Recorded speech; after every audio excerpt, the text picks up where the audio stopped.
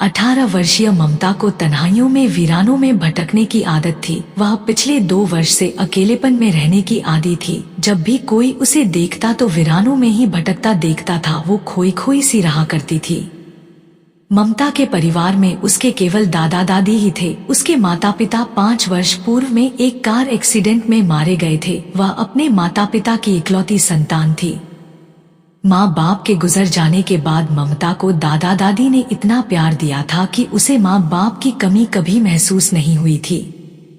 प्रतिदिन ममता एक काम ऐसा करती थी कि पिछले 2 सालों में उसके उस काम में कभी रुकावट नहीं आई थी। उसका वह काम था दिन छिपे घर से निकलना और रात को 10-11 बजे वापस लौटना। एक दिन रात के समय ममता के दादा घर से किसी जरूरी काम से निकले। वह अपनी गाड़ी में थे। उनकी गाड़ी एक बहुत सुनसान इलाके से गुजर रही थी। सड़क के दोनों तरफ बहुत आगे तक घने पेड़ लगे हुए थे। ममता के दादा किशोरी लाल जी सड़क पर जा रहे थे। उस सड़क पर दूर दूर तक अंधेरा था। अचानक उन्होंने अपनी गाड़ी की हेडलाइट के प्रकाश में ममता को सड़क के किनारे तन्हा खड़े देखा तो उन्होंने गाड़ी उसके बराबर में रोककर कहा, ममता यहाँ क्या कर रही हो?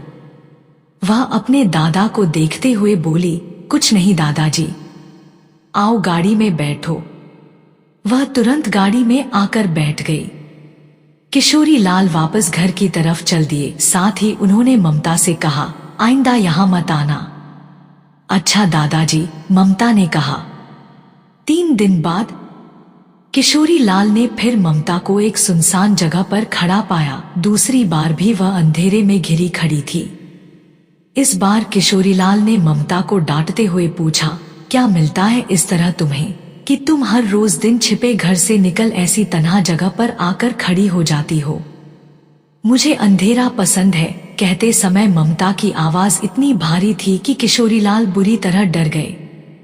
अगले दिन वह एक तांत्रिक के पास ममता को लेकर पहुंचे। उन्होंने तांत्रिक से कहा, यह मेरी पोती है, इसका नाम ममता है। इसे देखकर बताओ किस पर कोई बुरा साया तो नहीं। तांत्रिक ने अपने स्थान पर बैठी रही ममता की आंखों में झांककर किशोरीलाल से कहा, इस लड़की को कल रात चांद दिखने पर लाना। अच्छा, तांत्रिक ने किशोरीलाल को आहिस्ता से बताया, यह लड़की बहुत बुरे साए की चपेट में है। फिर किशोरीलाल ममता को लेकर घर वापस आए तो वहां ममता की चाची आई हुई थी। सब लोग प्रसन्नता के साथ एक दूसरे से मिले। डिनर के समय ममता की चाची ने किशोरीलाल से कहा, बाबूजी, मैं ममता के साथ सोऊंगी। नहीं बहू, तुम अलग कमरे में सोओगी, किशोरीलाल ने कहा। सोने दीजिए ना, ममता की दादी ने कहा। फिर इससे आगे किशोरीलाल कुछ ना कह सके। रात को सोने के लिए ममता और चाची कमरे में पहुंच गई। दोनों बेड पर आई और 20 मिनट के अंदर अंदर सो गई। आधी रात बीत जाने पर जब चाची की आंख खुली तो उसने देखा कि ममता बेड से गायब है। वह जल्दी से बेड से नीचे उतरी और रूम से बाहर निकली। ममता की तलाश करते करते वह लॉन तक आ गई। तभी उसने देखा कि ममता वहां झूले में बैठी है। चाची की ओर ममता की पीठ थी। कदम बढ़ाते हुए चाची सोचने लगी कि इतनी रात गए ममता इस समय यहाँ झूले पर क्यों बैठी है। चाची ने उसकी तरफ बढ़ते हुए पुकारा, ममता, यहाँ क्या कर रही हो बेटे? ममता ने घूमकर चाची की ओर देखा तो उनके हलक से भयंकर चीख उबल पड़ी, भूत! ममता का चेहरा बहुत डरावना हो गया था। चाची वहां से उल्टे कदम दौड़ पड़ी। वह शीघ्रता के साथ झूले से उठी। चाची के पीछे दौड़ ममता ने उन्हें वही गिराया और खत्म कर दिया।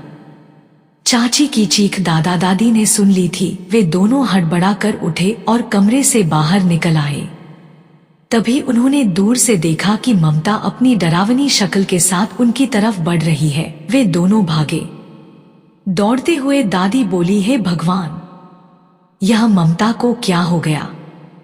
ममता बुरे साए की चपेट में है, दादा ने कहा। फिर जल्दी से वे दोनों कमरे में आ गए। ममता अधीर कदमों के साथ उन दोनों की तरफ बढ़ रही थी। उसका यह डरावना रूप देख दादा दादी दोनों का ही बुरा हाल था। उन दोनों की हालत उस खस्ता पापड़ की तरह हो गई थी जो हल्के झटके से ही टूट जाता है। बुरी तरह थर थर कांप रहे हैं थे वे। दरवाजा मजबूती से बंद करके वे एक साथ खड़े हो गए थे और बराबर ईश्वर को याद कर रहे थे। अचानक दरवाजे पर जोर जोर से दस्तक होने लगी। ऐसा लगा जैसे कोई घुसे मार रहा हो। वे दोनों समझ गए कि दरवाजे पर ममता ही दस्तक दे रही है। उन्होंने दरवाजा नहीं खोला, साथ ही पहले के मुकाबले में वे और अधिक भयभीत हो गए। कुछ क्षणों पश्चात दस्तक शांत हुई और एक डरावनी आवाज उन दोनों के कानों में गूंजी, मार डालूंगी, मैं सबको मार डालूंगी। डरावनी आवाज को सुन दादा दादी का दम हलक में आ गया। अनायास ही दादा के होठों से निकला, हे ईश्वर, हमें इस मुसीबत से बचा। तभी उस डरावनी आवाज में ममता ने कहा, कोई नहीं बचेगा, सब मारे जाएंगे। इसी के साथ ममता ने दरवाजे में घुसा मारा और हाथ दरवाजे के आर पार कर दिया। उसका हाथ भी इतना डरावना था कि उसे देख दादा दादी दोनों के कंठ से चीखें उबल पड़ी। ममता ने हाथ अंदर डालकर दरवाजे का लॉक खोलना चाहा। वह बराबर कोशिश करने लगी। अपने बचाव के लिए ममता के दादा ने समूचे कमरे में नजर दौड़ाते हुए कोई ऐसी वस्तु हाथ में लेनी चाहिए जिससे कि वह ममता से अपना बचाव करने में सफल हो सके।